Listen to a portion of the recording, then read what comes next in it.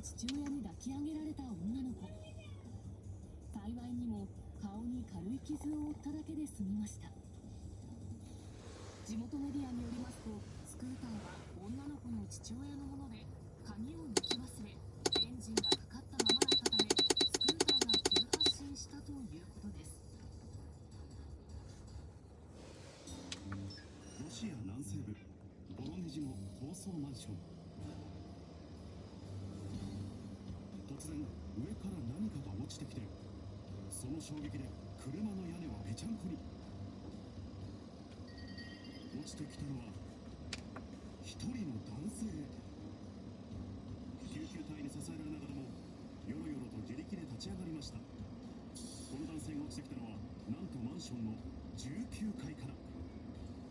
一体男性に何があったのか。